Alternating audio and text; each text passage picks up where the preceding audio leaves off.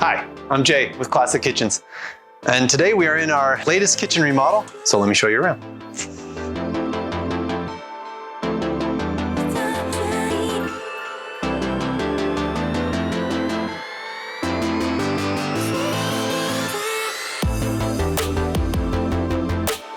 Now we have the space torn out. We put in our large overhead beam here that spans the whole length of this kitchen. We had a wall that was about to here, probably about 7-8 feet, that we had to take out for the design to work. You see we got the new plumbing going in, marking the walls as far as where all the new electrical go, getting ready for our first inspection. We got another wall here. This is an opening, actually. This used to be a wall. This is a part of the wall that separates the formal living room from the family room, and we wanted to try to combine these two spaces. You know, we have making a little more open floor plan concept. Open this wall up here. For that, we need another beam, some more posts. You can see here we got another parallelogram beam here, and with this new open floor concept, we actually took this side of the wall down. Now I just showed you the other side where we actually knocked a hole through the wall. This side of the wall, we just shortened it up to a little over 2 feet. And this will just create a little more openness to all three of these spaces, the entryway, the living room, and the family room.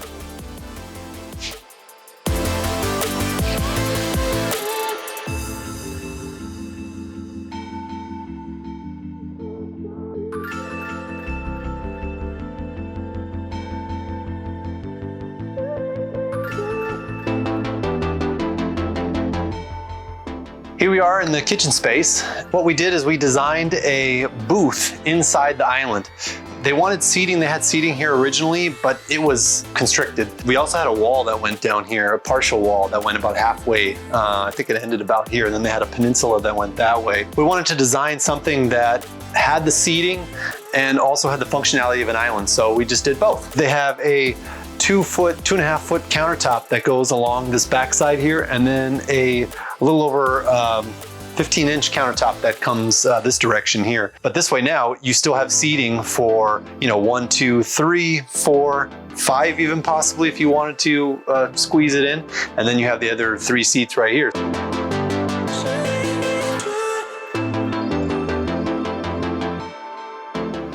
So what we did here is we selected a fantasy brown granite to, again, keep that natural feel to the space.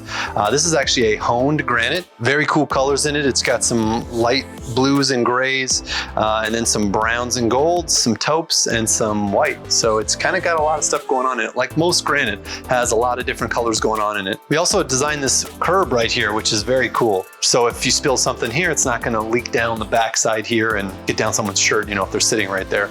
We got the working triangle here. We got the trash here, which is important. Trash is something that you want to make sure that you strategically place. It's very centrally located, which is nice. We tried to design as many drawers as possible for the base cabinets. They're the most useful thing for storing anything from pots and pans to even plates.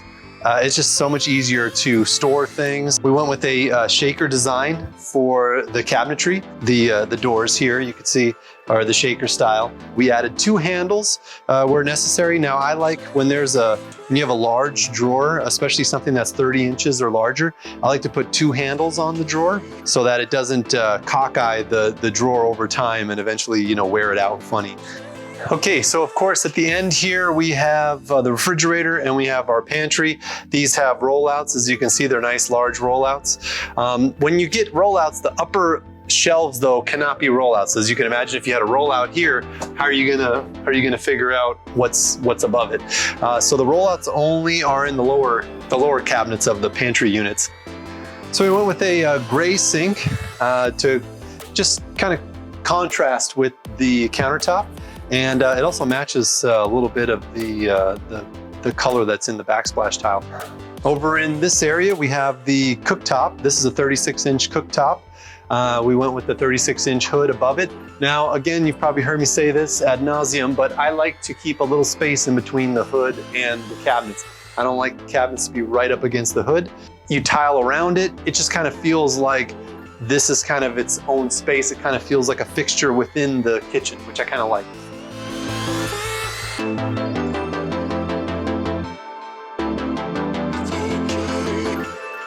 All right, as we come around the corner, we have our normal wall cabinet here, and then we have our corner cabinet. Now this is actually a Super Susan, so this has no pole in the center. Lazy Susans have the pole and Super Susans don't have the pole. Just very functional again, you know, that way things don't get buried in the back. It's a small space up front, but it gets wide and skinny again. And then in the bottom, the same thing. We got a Lazy Susan here. This is a Super Susan as well. So this is the kind that, you know, spins around. It doesn't have a pole in the center, so you can take up the whole middle, made out of wood. So it's gonna last a long, long time. Again, closing these, you gotta close the one door first and then the second door like that. That's the way that those close. We got some pretty cool rollouts on each side. So we have the normal spice, that's kind of normal. And then we have this one, which is a utensil pull. So this is utensils inside of a rollout. Kind of nice to keep them off the countertop. You know, we use, has little cans inside there so you can put all your spatulas and whatnot. And then down this leg of the island, we put 12-inch full height door cabinets. So these are kind of like an upper cabinet. They're 12 inches deep. They're just doors. So they're pretty inexpensive to do, but they just provide a little bit extra storage. We're trying to utilize as much space as possible, and we had a little bit extra space on the end of the kitchen, not enough room for, you know, say an upper cabinet and a lower cabinet of drawers. So what we did is we did these little slide outs here. They actually work really cool. You know, I just stacked two on top of each other. They're kind of like spice rollouts.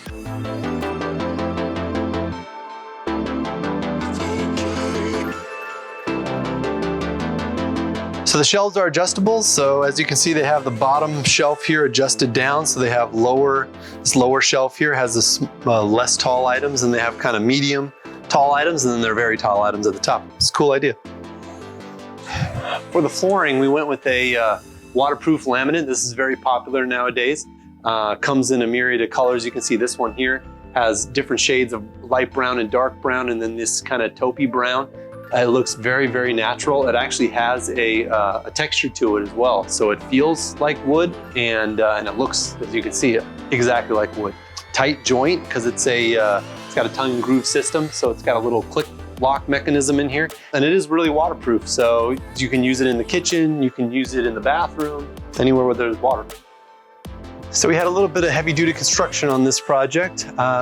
This was actually a wall, closed off wall. And we wanted to open it up. It is a bearing wall, so we had to put in a beam. We were able to actually flush mount a beam, so all these ceilings are the same height. And then, you know, do some posts here. They actually have an existing footing that runs across the length here, so we were able to just tie it in right to the existing footing. But we had to post up on these corners here and then add some structural support across from here to here to open up this wall. But as you can see, having it open makes a huge difference. You know, this is the kitchen living room area or family room area, and this is the formal living room area. So now the two spaces are joined, and just makes the whole floor plan feel a lot more open. Which leads us to our fireplace. So this is an existing fireplace. We framed it out a little bit because I wanted to give it some dimensionality to it. So instead of just sticking the tile right to the wall, we framed it out 4 inches, and then that way we could wrap the tile around it. So, and then we made this custom mantle here. Stained to match the island, which is an accent from the perimeter cabinets. You know, the perimeter cabinets are white. The island is like an espresso type color. So we did the same thing here. So we did this dark stain here, and we made it kind of like a shadow box style. So you have a ledger here, and you make this hollow, and then you just mount it on. To keep it that traditional look, but still be a little more contemporary, we ripped off the old wainscoting, and then we put on some new wainscoting. We did it in a more shaker pattern with just some real nice square, you know, rails versus having, you know, any kind of an OG or any kind of an edge on it, and then matched it with new casing around the doors in that same square pattern. And that wraps up our latest home remodel. Thanks for watching. We'll see you next time.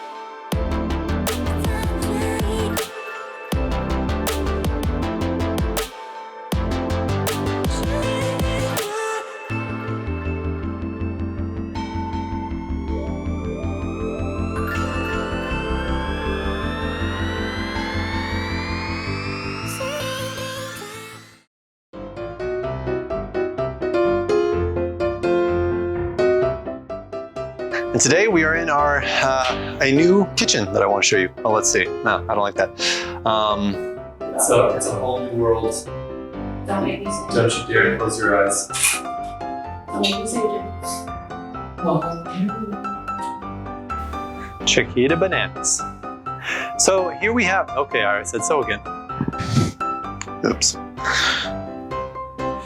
don't even know if I'm good. No, I don't want to say that. Start over. Take 2. Okay, phone's ringing. I don't know why I'm keeping it rolling. Don't judge me. Oh, and then we also did a really cool, let me see if I can do this here.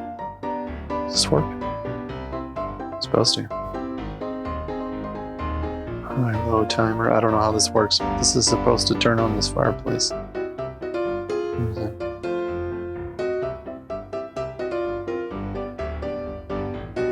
Hello. I don't know how to work it.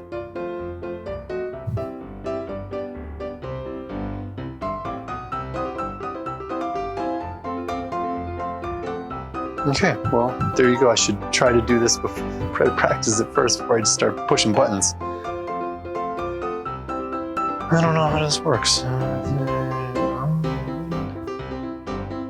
Which is on. What do you do?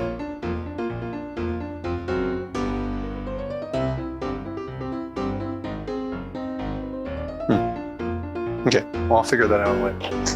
Moving on. It's not going to affect the drawer. Man, they really got this stuff packed, huh? All right, ignore that.